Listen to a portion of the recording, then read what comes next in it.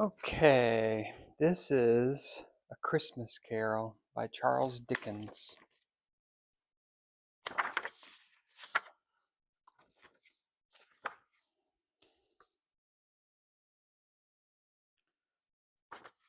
Chapter 1, Marley's Ghost.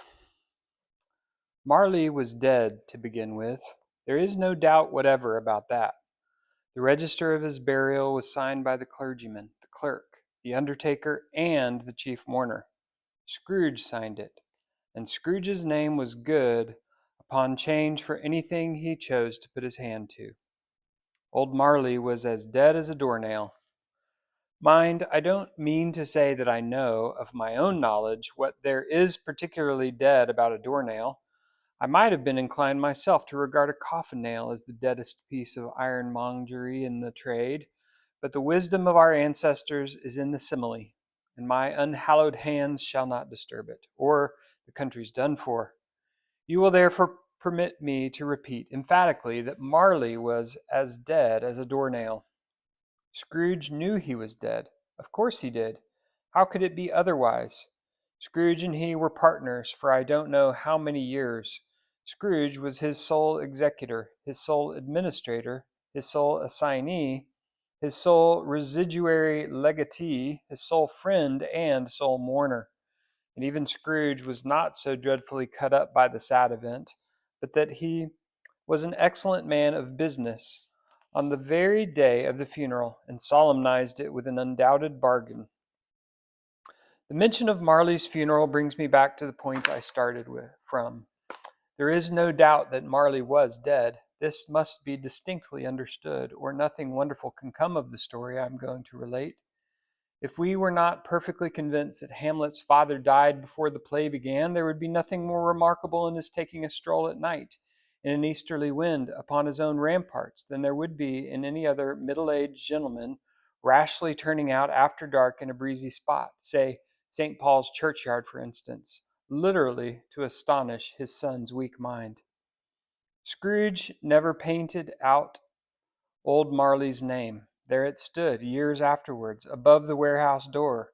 Scrooge and Marley. The firm known as Scrooge and Marley. Sometimes people new to the business called Scrooge Scrooge and sometimes Marley, but he answered to both names. It was all the same to him. Oh, but he was a tight-fisted hand at the grindstone. Scrooge, a squeezing, wrenching, grasping, scraping, clutching, covetous old sinner, hard and sharp as flint, from which no steel had ever struck out generous fire, secret and self-contained and solitary as an oyster. The cold within him froze his old features, nipped his pointed nose, shriveled his cheek, stiffened his gait, made his eyes red, his thin lips blue, and spoke out shrewdly in his grating voice. A frosty rime was on his head and on his eyebrows and his wiry chin. He carried his own low temperature always about with him. He iced his office in the dog days, and didn't thaw it 1 degree at Christmas. External heat and cold had little influence on Scrooge. No warmth could warm, no warmth could warm, no wintry weather chill him. No wind that blew was bitterer than he. No falling snow was more intent upon its purpose. No pelting rain less open to entreaty. Foul weather didn't know where to have him. The heaviest rain and snow and hail and sleet could boast of the advantage over him in only one respect. They often came down handsomely, and Scrooge never did. Nobody ever stopped him in the street to say with gladsome looks, "My dear Scrooge, how are you? When will you come to see me?" No beggars implored him to bestow a trifle. No children asked him what it was o'clock. No man or woman ever once in all his life inquired the way to such and such a place of Scrooge. Even the blind men's dogs appeared to know him, and when they saw him coming on, would tug their owners into doorways and up courts, and then would wag their tails as though they said, no eye at all is better than an evil eye, dark master." But what did Scrooge care? It was the very thing he liked, to edge his way along the crowded paths of life warning all human sympathy to keep its distance, was what the knowing ones called nuts to Scrooge.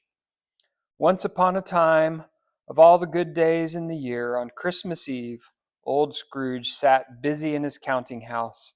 It was cold, bleak, biting weather, foggy withal, and he could hear the people in the court outside go wheezing up and down, beating their hands upon their breasts and stamping their feet upon the pavement stones to warm them. The city clocks had only just gone 3, but it was quite dark already. It had not been light all day, and candles were flaring in the windows of the neighboring offices like ruddy smears upon the palpable brown air. The fog came pouring in at every chink and keyhole, and was so dense without that although the court was of the narrowest, the houses opposite were mere phantoms. To see the dingy cloud come drooping down, obscuring everything, one might have thought that nature lived hard by and was brewing on a large scale. The door of Scrooge's counting house was open that he might keep his eye upon his clerk, who in a dismal little cell beyond, a sort of tank, was copying letters. Scrooge had a very small fire, but the clerk's fire was so very much smaller that it looked like one coal. But he couldn't replenish it, for Scrooge kept the coal box in his own room, and so surely as the clerk came in with the shovel, the master predicted that it would be necessary for them to part. Wherefore the clerk put on his white comforter and tried to warm himself at the candle, in which effort, not being a man of strong imagination, he failed. "A Merry Christmas, Uncle! God save you!" cried a cheerful voice. It was the voice of Scrooge's nephew, who came upon him so quickly that this was the first intimation he had of his approach. "Bah!" said Scrooge. "Humbug!" He had so heated himself with rapid walking in the fog and frost, this nephew of Scrooge's, that he was all in a glow. His face was ruddy and handsome, his eyes sparkled, and his breath smoked again. "Christmas? A humbug, Uncle!" said Scrooge's nephew. "You don't mean that, I'm sure." "I do," said Scrooge. "Merry Christmas! What right have you to be merry? What reason have you to be merry? You're poor enough." "Come, then," returned the nephew gaily, "what right have you to be dismal? What reason have you to be morose? You're rich enough." Scrooge, again, having no better answer ready on the spur of the moment, said, "Bah!" and followed it up with "Humbug." "Don't be cross, Uncle," said the nephew. "What else can I be?" returned the uncle, "when I live in such a world of fools as this? Merry Christmas! Out upon Merry Christmas! What's Christmas time to you but a time for paying bills without money, a time for finding yourself a year older but not an hour richer, a time for balancing your books and having every item in 'em through a round dozen of months presented dead against you. If I could work my will," said Scrooge indignantly, "every idiot who goes about with Merry Christmas on his lips should be boiled with his own pudding and buried with a stake of holly through his heart. He should." "Uncle!" pleaded the nephew. "Nephew!" returned the uncle sternly. "Keep Christmas in your own way and let me keep it in mine." "Keep it," repeated Scrooge's nephew, "but you don't keep it." "Let me leave it alone then," said Scrooge. "Much good may it do you, much good it has ever done you." "There are many things from which I might have derived good, by which I have not profited, I dare say," returned the nephew, "Christmas among the rest. But I am sure I have always thought of Christmas time when it has come round, apart from the veneration due its sacred name and origin, if anything belonging to it can be apart from that, as a good time, a kind, forgiving, charitable, pleasant time, the only time I know of in the long calendar of the year when men and women seem by one consent to open their shut-up hearts freely, and to think of people below them as if they really were fellow passengers to the grave, and not another race of creatures bound on other journeys. And therefore, Uncle, though it has never put a scrap of gold or silver in my pocket, I believe it has done me good, and will do me good, and I say God bless it." The clerk in the tank involuntarily applauded. Becoming immediately sensible of the impropriety, he poked the fire and extinguished the last frail spark forever. Let me hear another word from you, another sound from you, said Scrooge, and you'll keep your Christmas by losing your situation. You're quite a powerful speaker, sir, he added, turning to his nephew. I wonder you don't go into Parliament. Don't be angry, uncle. Come, dine with us tomorrow. Scrooge said that he would see him. Yes, indeed he did. He went the whole length of the expression, and said that he would see him in that extremity first. But why? Cried Scrooge's nephew. Why? Why did you get married? Said Scrooge. Because I fell in love. Because you fell in love, growled Scrooge, as if that were the only one thing in the world more ridiculous than a Merry Christmas. Good afternoon. Nay, uncle, but you never came to see me before that happened. Why give it as a reason for not coming now? Good afternoon, said Scrooge. I want nothing from you. I ask nothing of you. Why cannot we be friends? Good afternoon, said Scrooge. I am sorry with all my heart to find you so resolute. We have never had any quarrel to which I have been a party, but I have made the trial in homage to Christmas, and I'll keep my Christmas humor to the last. So, a Merry Christmas, Uncle. Good afternoon, said Scrooge, and a Happy New Year. Good afternoon, said Scrooge. His nephew left the room without an angry word. Notwithstanding, he stopped at the outer door to bestow the greetings of the season on the clerk, who, cold as he was warmer than Scrooge, for he returned them cordially. There's another fellow, muttered Scrooge, who overheard him. My clerk with 15 shillings a week and a wife and a family talking about a Merry Christmas. I'll retire to Bedlam. This lunatic, in letting Scrooge's nephew out, had let two other people in. They were portly gentlemen, pleasant to behold, and now stood with their hats off in Scrooge's office. They had books and papers in their hands and bowed to him. Scrooge and Marley's, I believe, said one of the gentlemen, referring to his list. Have I the pleasure of addressing Mr. Scrooge or Mr. Marley? Mr. Marley has been dead these 7 years, Scrooge replied. He died 7 years ago this very night. We have no doubt his liberality is well represented by his surviving partner, said the gentleman, presenting his credentials. It certainly was, for they had been two kindred spirits. At the ominous word liberality, Scrooge frowned and shook his head, and handed the credentials back. At this festive season of the year, Mr. Scrooge, said the gentleman, taking up a pen, it is more than usually desirable that we should make some slight provision for the poor and destitute, who suffer greatly at the present time. Many thousands are in want of common necessaries. Hundreds of thousands are in want of common comforts, sir. Are there no prisons? Asked Scrooge. Plenty of prisons, said the gentleman, laying down the pen again. And the Union workhouses? Demanded Scrooge. Are they still in operation? They are, still, returned the gentleman. I wish I could say they were not. The treadmill and the poor law are in full vigor, then, said Scrooge. Both very busy, sir. Oh, I was afraid from what you said at first that something had occurred to stop them in their useful course, said Scrooge. I'm very glad to hear it. Under the impression that they must Under the impression that they scarcely furnish Christian cheer of mind or body to the multitude, returned the gentleman, a few of us are endeavoring to raise a fund to buy the poor some meat and drink and means of warmth. We choose this time because it is a time of all others when want is keenly felt and abundance rejoices. What shall I put you down for? Nothing, replied Scrooge. You wish to be anonymous? I wish to be left alone, said Scrooge. Since you ask me what I wish, gentlemen, that is my answer. I don't make merry myself at Christmas, and I can't afford to make idle people merry. I help to support the establishments I have mentioned. They cost enough, and those who are badly off must go there. Many can't go there, and many would rather die.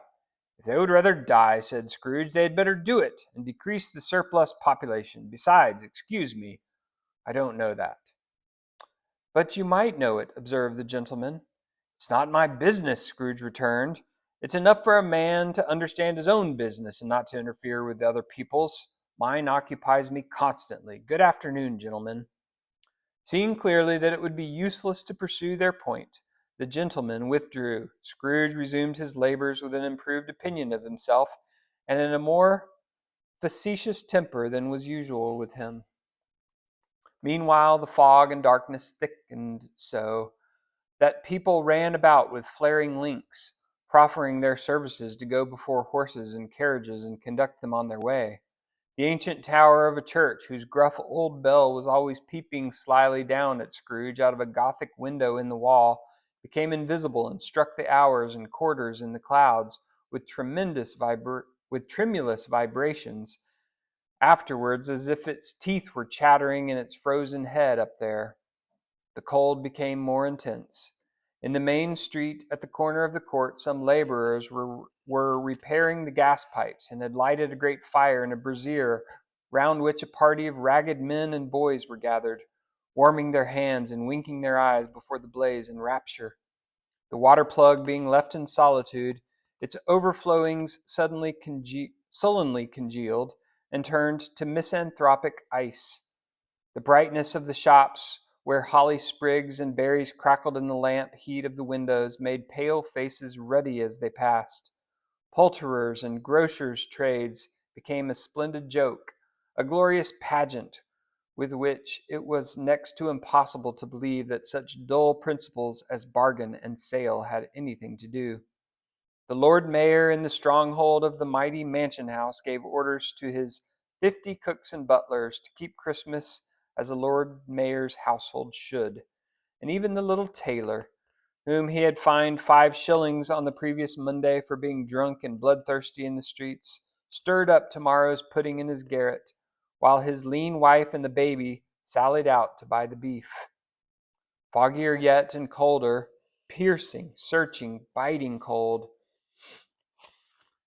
If the good if the good Saint Dunstan had but nipped the evil spirit's nose with a touch of such weather as that, instead of using his familiar weapons, then indeed he would have roared to lusty purpose. The owner of one scant young nose, gnawed and mumbled by the hungry cold, as bones are gnawed by dogs, stooped down at Scrooge's keyhole to regale him with a Christmas carol. But at the first sound of "God bless you, merry gentlemen, may nothing you dismay," Scrooge seized the ruler with such energy of action that the singer fled in terror, leaving the keyhole to the fog and even more congenial frost. At length the hour of shutting up the counting house arrived. With an ill will, Scrooge dismounted from his stool and tacitly admitted the fact to the expectant clerk in the tank, who instantly snuffed his candle out and put on his hat. "You'll want all day tomorrow, I suppose," said Scrooge. "If quite convenient, sir." "It's not convenient," said Scrooge, "and it's not fair. If I was to stop half a crown for it, you'd think yourself ill-used, I'll be bound." The clerk smiled faintly. "And yet," said Scrooge, "you don't think me ill-used when I pay a day's wages for no work." The clerk observed that it was only once a year. "Poor excuse for picking a man's pocket every 25th of December," said Scrooge, buttoning his greatcoat to the chin. "But I suppose you must have the whole day. Be here all the earlier next morning." The clerk promised that he would, and Scrooge walked out with a growl. The office was closed in a twinkling, and the clerk, with the long ends of his white comforter dangling below his waist, for he boasted no greatcoat, went down a slide on Cornhill, at the end of a lane of boys, 20 times in honor of its being Christmas Eve, and then ran home to Camden Town as hard as he could pelt, to play at Blindman's Buff. Scrooge took his melancholy dinner in his usual melancholy tavern, and having read all the newspapers, and beguiled the rest of the evening with his banker's book, went home to bed. He lived in chambers which had once belonged to his deceased partner. They were a gloomy suite of rooms in a lowering pile of building up a yard, where it had so little business to be that one could scarcely help fancying it must have run there when it was a young house, playing at hide and seek with other houses, and forgotten the way out again. It was old enough now, and dreary enough, for nobody lived in it but Scrooge, the other rooms being all let out as offices. The yard was so dark that even Scrooge, who knew its every stone, was fain to grope with his hands. The fog and frost so hung about the black old gateway of the house that it seemed as if the genius of weather sat in mournful meditation on the threshold. Now, it is a fact that there was nothing at all particular about the knocker on the door, except that it was very large. It is also a fact that Scrooge had seen it night and morning during his whole residence in that place. Also, that Scrooge had as little of what is called fancy about him as any man in the city of London, even including, which is a bold word, the corporation, aldermen, and livery. Let it also be borne in mind that Scrooge had not bestowed one thought on Marley since his last mention of his 7 years dead partner that afternoon. And then let any man explain to me, if he can, how it happened that Scrooge, having his key in the lock of the door, saw in the knocker, without its undergoing any intermediate process of change, not a knocker, but Marley's face. Marley's face! It was not in impenetrable shadow as the other objects in the yard were, but had a dismal light about it, like a bad lobster in a dark cellar. It was not angry or ferocious, but looked at Scrooge as Marley used to look, with ghostly spectacles turned up on its ghostly forehead. The hair was curiously stirred, as if by breath or hot air, and though the eyes were wide open, they were perfectly motionless. That and its livid color made it horrible, but its horror seemed to be in spite of the face and beyond its control rather than a part of its own expression. As Scrooge looked fixedly at this phenomenon, it was a knocker again. To say that he was not startled, or that his blood was not conscious of a terrible sensation to which it had been a stranger from infancy, would be untrue. But he put his hand upon the key he had relinquished, turned it sturdily, walked in, and lighted his candle. He did pause, with a moment's irresolution, before he shut the door, and he did look cautiously behind it first, as if he half expected to be terrified with the sight of Marley's pigtail sticking out into the hall. But there was nothing on the back of the door except the screws and nuts that held the knocker on. So he said, "Pooh, pooh," and closed it with a bang. The sound resounded through the house like thunder. Every room above and every cask in the wine merchant's cellars below appeared to have a separate peal of echoes of its own. Scrooge was not a man to be frightened by echoes. He fastened the door and walked across the hall and up the stairs, slowly too, trimming his candle as he went. You may talk vaguely about driving a coach and six up a good old flight of stairs, or through a bad young Act of Parliament, but I mean to say you might have got a hearse up that staircase and taken it broadwise, with the splinter bar towards the wall and the door towards the balustrades, and done it easy.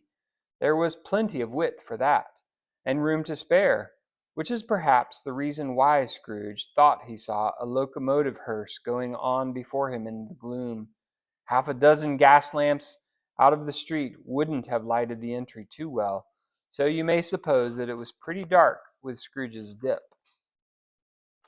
Up Scrooge went, not caring a button for that. Darkness is cheap, and Scrooge liked it. But before he shut his heavy door, he walked through his rooms to see that all was right. He had just enough recollection of the face to desire to do that. Sitting room, bedroom, lumber room, all as they should be. Nobody under the table, nobody under the sofa, a small fire in the grate. Spoon and basin ready, and the little saucepan of gruel (Scrooge had a cold in his head) upon the hob. Nobody under the bed, nobody in the closet, nobody in his dressing gown, which was hanging up in a suspicious attitude against the wall. Lumber room as usual, old fire guard, old shoes, 2 fish baskets, washing stand on 3 legs, and a poker. Quite satisfied, he closed his door and locked himself in, double locked himself in, which was not his custom. Thus secured against surprise, he took off his cravat, put on his dressing gown and slippers, and his nightcap, and sat down before the fire to take his gruel. It was a very low fire indeed, nothing on such a bitter night. He was obliged to sit close to it, and brood over it before he could extract the least sensation of warmth from such a handful of fuel. The fireplace was an old one, built by some Dutch merchant long ago and paved all round with quaint Dutch tiles, designed to illustrate the scriptures. There were Cains and Abels, Pharaoh's daughters, queens of Sheba, angelic messengers descending through the air on clouds like featherbeds, Abrahams, Belshazzars, apostles putting off to sea in butter boats, hundreds of figures to attract his thoughts. And yet that face of Marley, 7 years dead, came like the ancient prophet's rod and swallowed up the whole. If each smooth tile had been a blank at first, with power to shape some picture on its surface from the disjointed fragments of his thoughts, there would have been a copy of old Marley's head on every one. "Humbug," said Scrooge, and walked across the room. After several turns he sat down again. As he threw his head back in the chair, his glance happened to rest upon a bell, a disused bell that hung in the room and communicated for some purpose now forgotten with a chamber in the highest story of the building. It was with great astonishment and with a strange, inexplicable dread that as he looked he saw this bell begin to swing. It swung so softly in the outset that it scarcely made a sound, but soon it rang out loudly, and so did every bell in the house. This might have lasted half a minute, or a minute, but it seemed an hour. The bells ceased as they had begun, together. They were succeeded by a clanking noise, deep down below, as if some person were dragging a heavy chain over the casks in the wine merchant's cellar. Scrooge then remembered to have heard that ghosts in haunted houses were described as dragging chains. The cellar door flew open with a booming sound, and then he heard the noise much louder on the floors below, then coming up the stairs, then coming straight towards his door. "It's humbug still," said Scrooge. "I won't believe it." His color changed, though, when, without a pause, it came on through the heavy door and passed into the room before his eyes. Upon its coming in, the dying flame leaped up as though it cried, "I know him, Marley's ghost," and fell again. The same face, the very same. Marley in his pigtail, usual waistcoat, tights, and boots, the tassels on the latter bristling like his pigtail and his coat skirts, and the hair upon his head. The chain he drew was clasped about his middle. It was long and wound about him like a tail, and it was made, for Scrooge observed it closely, of cash boxes, keys, padlocks, ledgers, deeds, and heavy purses wrought in steel. His body was transparent, so that Scrooge, observing him and looking through his waistcoat, could see the 2 buttons on his coat behind. Scrooge had often heard it said that Marley had no bowels, but he had never believed it until now. No, nor did he believe it even now. Though he looked the phantom through and through and saw it standing before him, though he felt the chilling influence of its death-cold eyes and marked the very texture of the folded handkerchief bound about its head and chin, which wrapper he had not observed before, he was still incredulous and fought against his senses. "How now?" said Scrooge, caustic and cold as ever. "What do you want with me?" "Much." Marley's voice, no doubt about it. "Who are you?" "Ask me who I was." "Who were you, then?" said Scrooge, raising his voice. "You're particular for a shade." He was going to say "to a shade," but substituted this as more appropriate. "In life, I was your partner, Jacob Marley." "Can you sit down?" asked Scrooge, looking doubtfully at him. "I can." "Do it, then." Scrooge asked the question because he did not know whether a ghost so transparent might find himself in a condition to take a chair, and felt that in the event of its being impossible, it might involve the necessity of an embarrassing explanation. But the ghost sat down on the opposite side of the fireplace as if he were quite used to it. "You don't believe in me," observed the ghost. "I don't," said Scrooge. What evidence would you have of my reality beyond that of your senses? I don't know, said Scrooge. Why do you doubt your senses? Because, said Scrooge, a little thing affects them. A slight disorder of the stomach makes them cheats.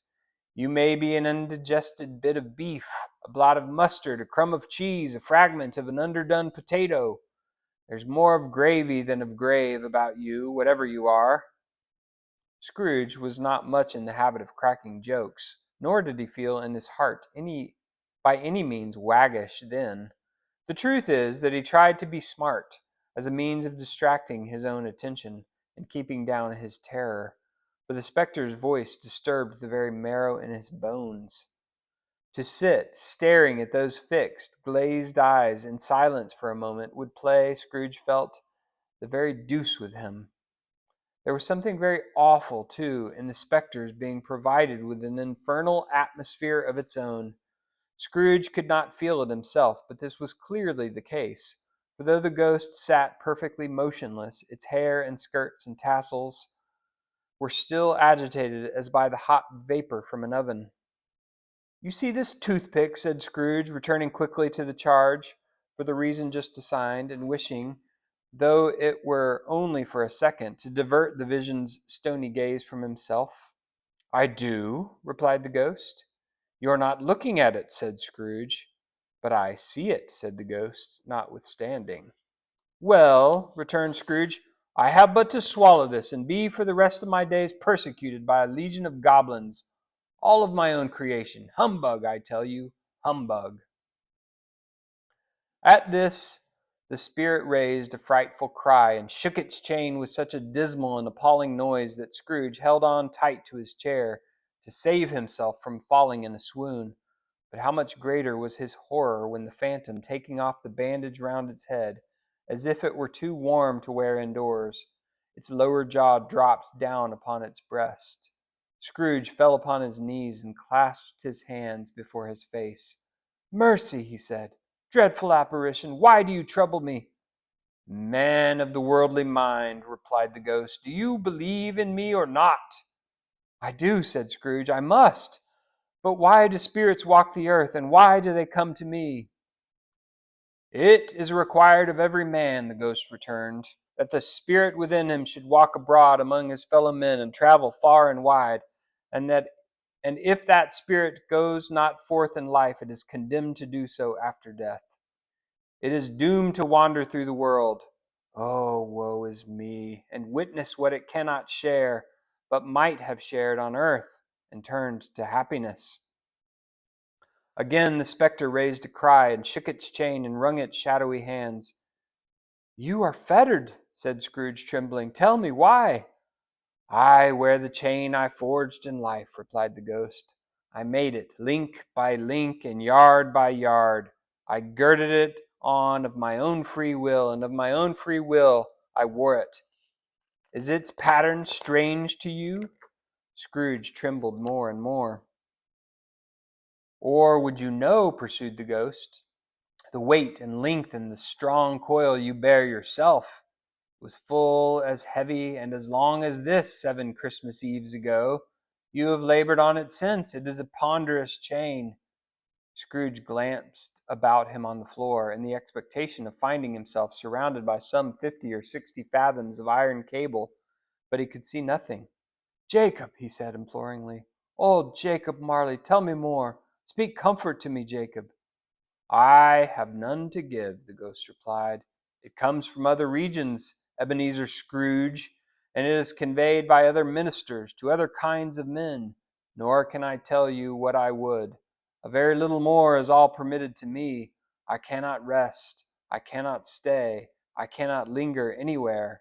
My spirit never walked beyond our counting house. Mark me, in life, my spirit never roved beyond the narrow limits of our money-changing hole, and weary journeys lie before me. It was a habit with Scrooge, whenever he became thoughtful, to put his hands in his breeches pocket. Pondering on what the ghost had said, he did so now, but without lifting up his eyes or getting off his knees. You must have been very slow about it, Jacob, Scrooge observed, in a businesslike manner. though with humility and deference. Slow, the ghost repeated. 7 years dead, mused Scrooge. And traveling all the time? The whole time, said the ghost. No rest, no peace, incessant torture of remorse. You travel fast, said Scrooge. On the wings of the wind, replied the ghost. You might have got over a great quantity of ground in 7 years, said Scrooge. The ghost, on hearing this, set up another cry, and clanked its chain so hideously in the dead silence of the night that the ward would have been justified in indicting it for a nuisance. Oh, captive, bound, and double ironed, cried the phantom, not to know that ages of incessant labor by immortal creatures for this earth must pass into eternity before the good of which it is susceptible is all developed. Not to know not to know that any Christian spirit working kindly in its little sphere, whatever it may be, will find its mortal life too short for its vast means of usefulness. Not to know that no space of regret can make amends for one's life's opportunity misused. Yet such was I. Oh, such was I. But you were always a good man of business, Jacob, faltered Scrooge, who began to apply this to himself. Business, cried the ghost, wringing its hands again. Mankind was my business. The common welfare was my business. Charity, mercy, forbearance, and benevolence were all my business. The dealings of my trade were but a drop of water in the comprehensive ocean of my business. It held up its chain at arm's length, as if that were the cause of all its unavailing grief, and flung it heavily upon the ground again. At this time of the rolling year, the spectre said, I suffer most. Why did I walk through crowds of fellow beings with my eyes turned down, and never raise them to that blessed star which led the wise men to a poor abode? Were there no poor homes to which its light would have conducted me? Scrooge was very much dismayed to hear the spectre going on at this rate, and began to quake exceedingly. Hear me, cried the ghost. My time is nearly gone. I will, said Scrooge, but don't be hard upon me. Don't be flowery, Jacob, pray. How is it that I appear before you in a shape that you can see? I may not tell. I have sat invisible beside you many and many a day. It was not an agreeable idea. Scrooge shivered and wiped the perspiration from his brow. That is no light part of my penance, pursued the ghost. I am here tonight to warn you that you have yet a chance and hope of escaping my fate, a chance and hope of my procuring Ebenezer. You were always a good friend to me, said Scrooge. Thank ye. You will be haunted, resumed the ghost, by 3 spirits. Scrooge's countenance fell almost as low as the ghost's had done. Is that the chance and hope you mentioned, Jacob? He demanded in a faltering voice. It is. I think I'd rather not, said Scrooge. Without their visit, said the ghost, you cannot hope to shun the path I tread. Expect the first tomorrow when the bell tolls 1. Couldn't I take 'em all at once and have it over, Jacob? Hinted Scrooge. Expect the second on the next night at the same hour, the third upon the next night when the last stroke of 12 has ceased to vibrate. Look to see me no more, and look that, for your own sake, you remember what has passed between us. When it had said these words, the spectre took its wrapper from the table and bound it round its head as before. Scrooge knew this by the smart sound its teeth made when the jaws were brought together by the bandage. He ventured to raise his eyes again and found his supernatural visitor confronting him in an erect attitude with its chain wound over and about its arm. The apparition walked backward from him, and at every step it took the window raised itself a little. The window raised itself a little, so that when the spectre reached it, it was wide open. It beckoned Scrooge to approach, which he did. When they were within 2 paces of each other, Marley's ghost held up its hand, warning him to come no nearer. Scrooge stopped. not so much in obedience as in surprise and fear, for on the raising of the hand he became sensible of confused noises in the air, incoherent sounds of lamentation and regret, wailings inexpressibly sorrowful and self-accusatory. The spectre, after listening for a moment, joined in the mournful dirge and floated out upon the bleak, dark night. Scrooge followed to the window, desperate in his curiosity. He looked out.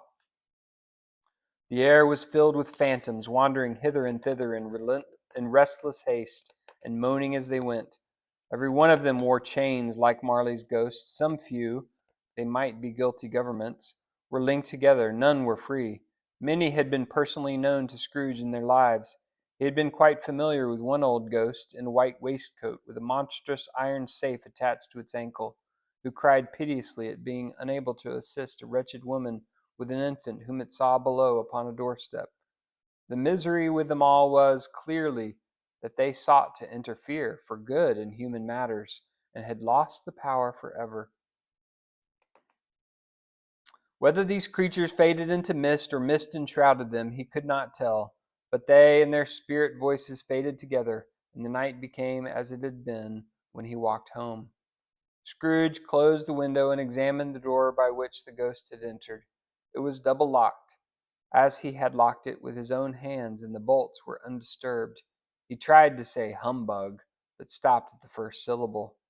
And being from the emotion he had undergone, or the fatigues of the day, or his glimpse of the invisible world, or the dull conversation of the host, or the lateness of the hour, much in need of repose, went straight to bed without undressing, and fell asleep upon the instant.